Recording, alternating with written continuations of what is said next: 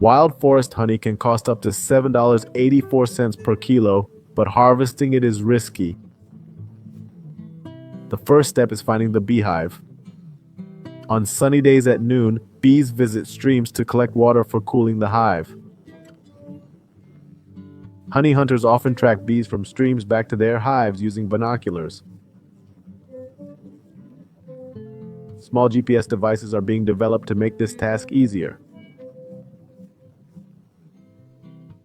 Once located, the hunter prepares with protective gear, a smoker, and a container. This large tree houses over 30 hives. These hunters are skilled climbers. They release smoke as they climb, while securing a rope ladder to the tree. At the hive, the hunter uses smoke or gentle brushing to clear bees without damage. Smoke calms the bees, reducing the likelihood of stings. After a brief wait, the hunter trims the hive and extracts only the honey-filled interior. The honey hunter must carefully avoid damaging the hive or overly disturbing the bees. They leave enough honey for bees to survive winter or build a new hive. After harvesting, they mark these spots to return the following year.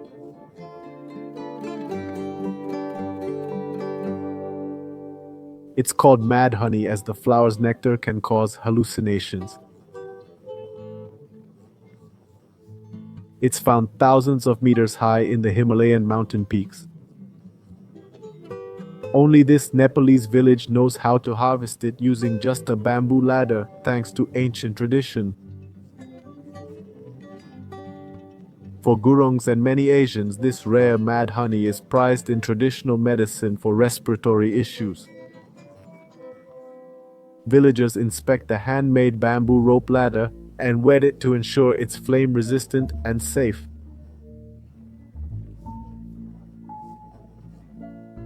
After hours of travel to the honey site, villagers hang a bamboo ladder on the cliff for the hunter to climb.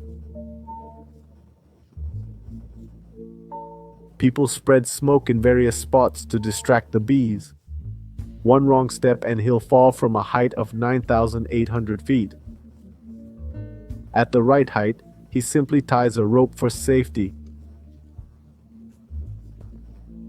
This is his only harness when he reaches the beehives.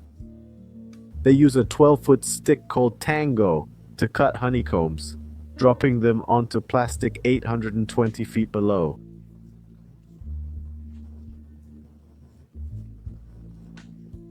They'll harvest just enough to let bees keep building their nest. A harvested honeycomb typically weighs about 3.3 to 4.4 pounds. This nest here is 30 inches in diameter and 3 feet long. The high-risk harvest has pushed the price of this honey to $136 per pound. This annual tradition involves many stings and much effort. But sometimes bees don't produce honey as expected. So, would you dare to risk harvesting it?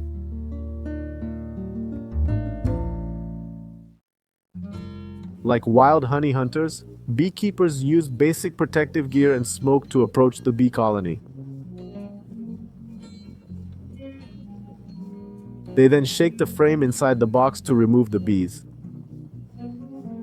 Beekeepers select hive frames with honey that are at least 75% capped by bees. Empty frames are also returned to the box after removal. Beekeepers keep 130 pounds per box, depending on climate, to ensure the colony has enough food.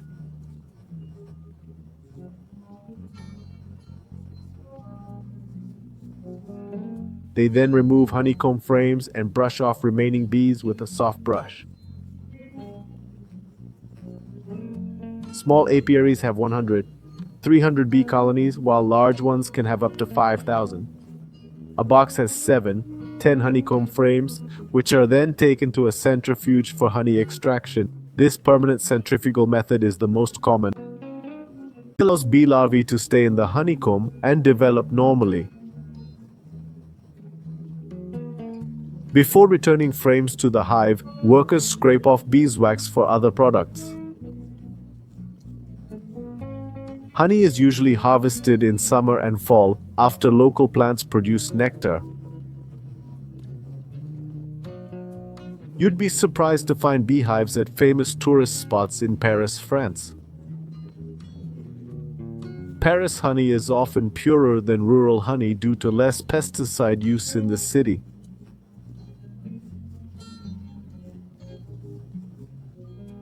A 200 milliliters bottle of this honey sells for €41 with a floral delicate flavor.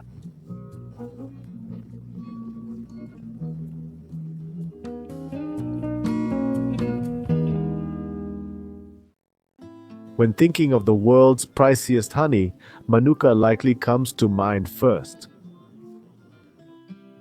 In 2021, a New Zealand firm sold 200 Manuka honey jars at $230 each, totaling $4,664. Manuka honey's high price is due to its special antibacterial property, MGO, popular in health and beauty products. This honey is exclusively found in specific regions of New Zealand and Australia. Bees must travel 6 kilometers to these areas with only a 12-day flowering period annually. Harvest takes 6 weeks, using helicopters and machines to collect and extract this honey. It's the hive's superfood, costing up to 20 times more than regular honey. To produce it, the queen bee must first be isolated from the hive. The colony only makes royal jelly for potential queen larvae when they lose their queen. Workers use grafting needles to place 12, 18-hour-old female larvae in fake queen cups.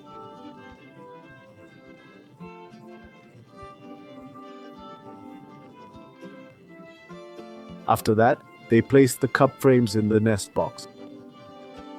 After 72 hours, the worker begins harvesting royal jelly. This process requires great care and concentration. Larvae must be removed before collecting the royal jelly. These larvae are also valuable in alcohol and food industries. The worker then uses a special plastic spoon to extract the jelly. This special substance is harvested entirely by hand. One hive can produce 22 kilograms of royal jelly. Hubei's rapeseed-fed royal jelly is premium, costing $150 per kilo. Believed to promote longevity, royal jelly is gaining market popularity. In 2021, Turkish Centauri honey was named world's most expensive.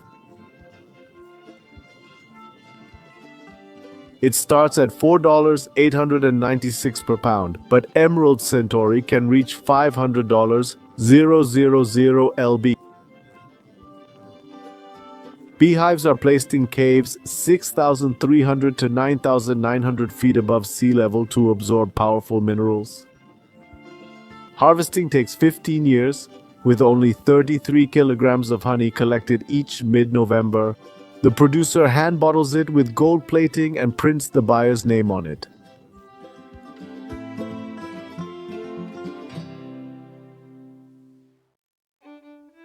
The country is famous for the Great Wall and the Silk Road. China preserves ancient craft and leads global silk market, producing over 1 billion tons yearly. The transformation from caterpillar to silk fabric is a fascinating process.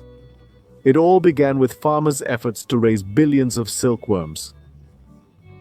Each silk thread is woven from the very beginning of a silkworm's life journey.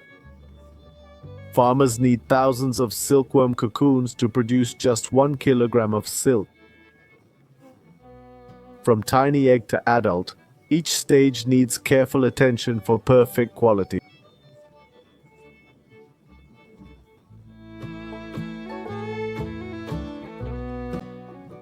Farmers carefully select the best caterpillars as breeder health is crucial for high-quality silkworm eggs. Silkworm eggs, tiny as sand grains, hatch into larvae after about 10 days. Larvae grow for 5 weeks before entering hibernation to form cocoons. Finally, adult butterflies emerge from these silk cocoons. Choosing good silkworm breeds affects silk quality and survival in breeding environments.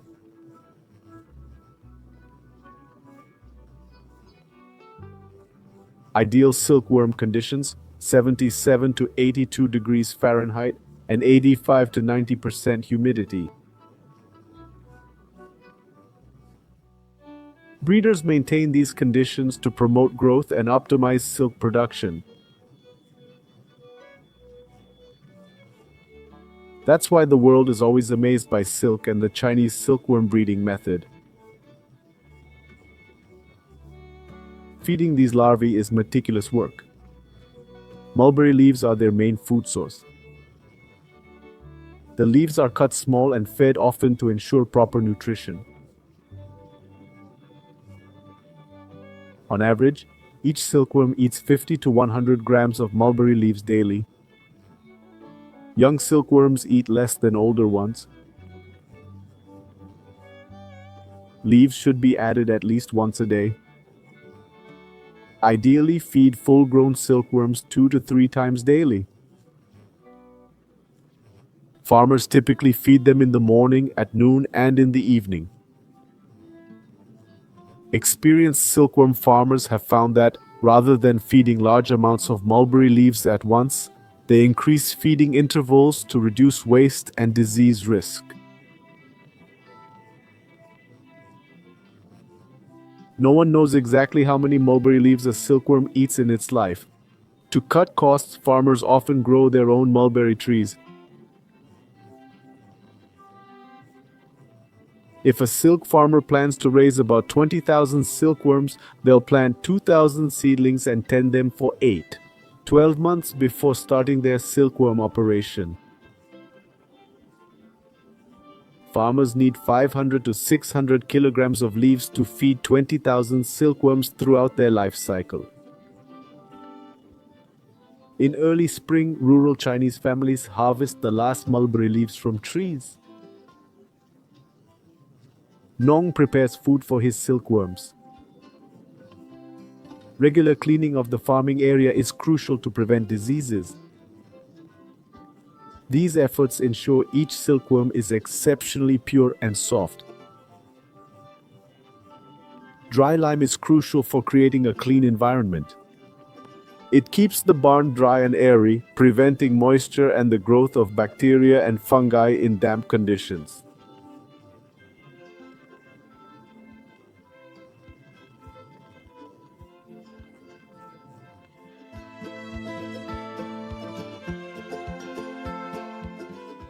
The hungry caterpillars spend about a month munching on mulberry leaves. After 6 weeks, they reach 7 centimeters, stop eating, change color, and weigh 10,000 times their birth weight. Entering their final life stage, silkworms begin weaving cocoons for their magical transformation. At this point, the silkworm applies an adhesive layer to shape its cocoon. It spins a single protein strand, moving in a figure 8 300,000 times to create a kilometer-long filament. Farmers must harvest cocoons before silkworms complete their transformation into butterflies. It's crucial to carefully remove the cocoon from its shell while maintaining its shape. Cocoons are boiled to soften and bind silk fibers, forming shiny silk rolls. The next step combines traditional and modern artistry. Farmers dye silk using natural or chemical materials, creating a rich palette to meet customer needs. The silk threads then undergo various weaving techniques, traditional looms to modern weaving and automated machines. All methods yield fine silk fabrics, showcasing Chinese farmers' craftsmanship and sophistication. This process enhances silk's beauty while preserving the inherent qualities of its fibers. Every silk product guarantees quality and durability, perfect for those who demand excellence. Silk threads from silkworm cocoons have been woven into fabric for over 4,000 years. Though silk represents less than 0.2% of the global textile market, its manufacturing base spans 60 countries worldwide.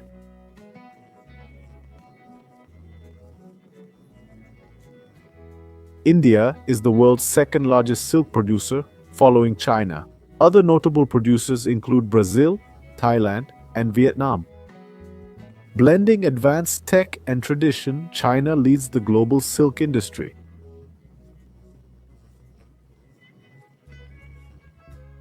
Today, this country boasts over 500,000 silkworm farms and more than 1 million silk processing factories. These tiny silkworms not only produce quality silk but also provide a lucrative income source for farmers. 2 to 3 days after cocoons are finished, farmers harvest the silkworm cocoons.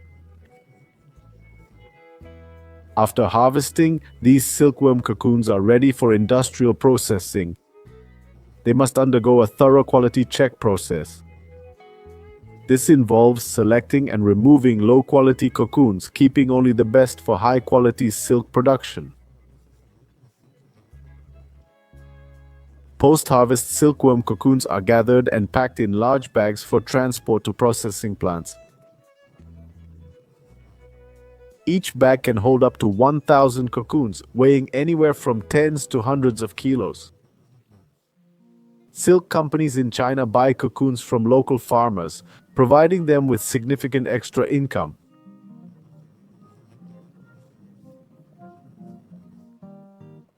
Dedicated workers carefully inspect each silk cocoon to ensure top quality.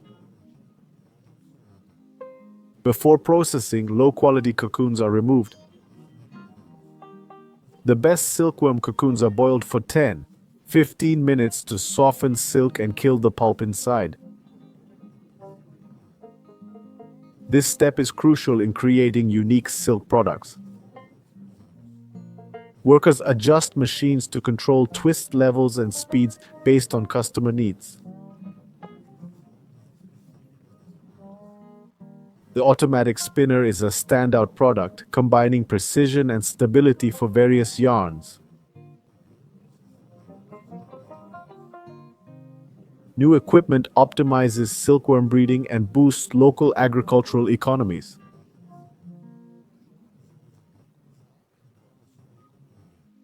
China's silk industry is more than just a symbol of wisdom and spirit. This cultural treasure enhances the country's appearance and economy. Farmers' perseverance and creativity have preserved this unique livestock profession.